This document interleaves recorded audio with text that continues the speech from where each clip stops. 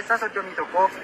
bara 2021 waraanni bilisummaa Oromoo aanaa Gidaamii seenee as aanaa kana keessatti rakkooleen garaagaraa kan hin jirree fi manni nagaan bahee kan galu wanni mootummaan ololaa ture yoo waraanni bilisummaa Oromoo seene ni baddu ni duutu biyyaa buqqaatu qabeenyi keessan akka malee mancaa namummaatti hin galtanii Oromoodhaa fi waraana bilisummaa Oromoo walitti diinessuudhaaf olola siyaasaa fayyadamaa ture guutummaa guutuutti soba ta'uusaa uummannis nutis kan ijaan argine ragaa baanuudha. Kanaaf aanaan Gidaamii gaafa kaatu qabsoon bilisummaa Oromoo duukaanii kaati. Uummanni aanaa Gidaamii yeroo ammaatti guyyaa waraanni bilisummaa Oromoo diina buksee aree mooraadhaa baasee kaasee miira gammachuu keessa akka jiruu fi bilisummaan amma akka aanaa Gidaamiitti argame akka guutuu biyyaatti akka guutuu Oromiyaatti Oromiyaan wala boomtee mootummaa mataa ishee ijaarrattee akka gad dhaabbattu fedhii guddaa akka qaban akka ta'e jiraattonni aanichaa ni dubbatu. Egaan kabajamoo dhaggeeffattoota raadiyoo Arraata Biyyoolessa Oromiyaa kanaan isin daawwachiisne ijoollee garaagaraas namoota dubbisuudhaan waan aanaan Gidaamii fakkaatu isiniif dhiyeessuu itti fufnaa. Qophiin kana qopheessee kan isiniif dhiyeessaa jiru keessatti raadiyoo Arraata Biyyoolessa Oromiyaa waliin ani Daandii Lamootiin qophiilee keenyaafan waliin turtii gaarii. Oolessaa 31 bara 2021 waraanni bilisummaa Oromoo aanaa Gidaamii seenee as aanaa kana keessatti rakkooleen garaagaraa kan hin jirree fi manni nagaan bahee kan galu wanni mootummaan ololaa ture yoo waraanni bilisummaa Oromoo seene ni baddu ni duutu biyyaa buqqaatu qabeenyi keessan akka malee mancaa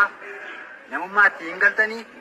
Oromoodhaa fi waraana bilisummaa Oromoo walitti diinessuudhaaf olola siyaasaa fayyadamaa ture guutummaa guutuutti soba ta'uusaa uummannis nutis kan ijaan argine ragaa baanuudha. Kanaaf aanaan Gidaamii gaafa kaatu qabsoon bilisummaa Oromoo duukaanii kaati. Uummanni aanaa Gidaamii yeroo ammaatti guyyaa waraanni bilisummaa Oromoo diina buksee aree mooraadhaa baasee kaasee miira gammachuu keessa akka jiruu fi bilisummaan amma akka aanaa Gidaamiitti argame akka guutuu biyyaatti akka guutuu Oromiyaatti Oromiyaan wala boomtee mootummaa mataa ishee ijaarrattee akka gad dhaabbattu fedhii guddaa akka qaban akka ta'e jiraattonni aanichaa ni dubbatu. Egaan kabajamoo dhaggeeffattoota raadiyoo Arraata Biyyoolessa Oromiyaa kanaan isin daawwachiisne ijoollee garaagaraas namoota dubbisuudhaan waan aanaan Gidaamii fakkaatu isiniif dhiyeessuu itti fufnaa. Qophiin kana qopheessee kan isiniif dhiyeessaa jiru keessatti raadiyoo Arraata Biyyoolessa Oromiyaa waliin ani Daandii Lamootiin qophiilee keenyaafan waliin turtii gaarii. Oolessaa 31 bara 2021 waraanni bilisummaa Oromoo aanaa Gidaamii seenee as aanaa kana keessatti rakkooleen garaagaraa kan hin jirree fi manni nagaan bahee kan galu wanni mootummaan ololaa ture yoo waraanni bilisummaa Oromoo seene ni baddu ni duutu biyyaa buqqaatu qabeenyi keessan akka malee mancaa namummaatti hin galtanii Oromoodhaa fi waraana bilisummaa Oromoo walitti diinessuudhaaf olola siyaasaa fayyadamaa ture guutummaa guutuutti soba ta'uusaa uummannis nutis kan ijaan argine ragaa baanuudha. Kanaaf aanaan Gidaamii gaafa kaatu qabsoon bilisummaa Oromoo duukaanii kaati. Uummanni aanaa Gidaamii yeroo ammaatti guyyaa waraanni bilisummaa Oromoo diina buksee aree mooraadhaa baasee kaasee miira gammachuu keessa akka jiruu fi bilisummaan amma akka aanaa Gidaamiitti argame akka guutuu biyyaatti akka guutuu Oromiyaatti Oromiyaan wala boomtee mootummaa mataa ishee ijaarrattee akka gad dhaabbattu fedhii guddaa akka qaban akka ta'e jiraattonni aanichaa ni dubbatu. Egaan kabajamoo dhaggeeffattoota raadiyoo Arraata Biyyoolessa Oromiyaa kanaan isin daawwachiisne ijoollee garaagaraas namoota dubbisuudhaan waan aanaan Gidaamii fakkaatu isiniif dhiyeessuu itti fufnaa. Qophiin kana qopheessee kan isiniif dhiyeessaa jiru keessatti raadiyoo Arraata Biyyoolessa Oromiyaa waliin ani Daandii Lamootiin qophiilee keenyaafan waliin turtii gaarii. Oolessaa 31 bara 2021 waraanni bilisummaa Oromoo aanaa Gidaamii seenee as aanaa kana keessatti rakkooleen garaagaraa kan hin jirree fi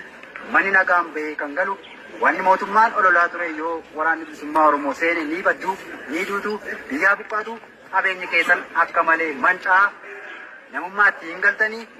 Oromoodhaa fi waraana bilisummaa Oromoo walitti diinessuudhaaf olola siyaasaa fayyadamaa ture guutummaa guutuutti soba ta'uusaa uummannis nutis kan ijaan argine ragaa baanuudha. Kanaaf aanaan Gidaamii gaafa kaatu qabsoon bilisummaa Oromoo duukaanii kaati. Uummanni aanaa Gidaamii yeroo ammaatti guyyaa waraanni bilisummaa Oromoo diina buksee aree mooraadhaa baasee kaasee miira gammachuu keessa akka jiruu fi bilisummaan amma akka aanaa gidaamiitti argame akka guutuu biyyaatti akka guutuu Oromiyaatti Oromiyaan walaboomtee mootummaa mataa ishee ijaarrattee akka gad dhaabbattu fedhii guddaa akka qaban akka ta'e jiraattonni aanichaa ni dubbatu. Egaan kabajamoo dhaggeeffattoota raadiyoo Arraata Biyyoolessa Oromiyaa. Kana isin daawwachiisnee ijoollee garaagaraas namootas dubbisuudhaan waan aanaan gidaamii fakkaatu isiniif dhiyeessuu itti fufnaa.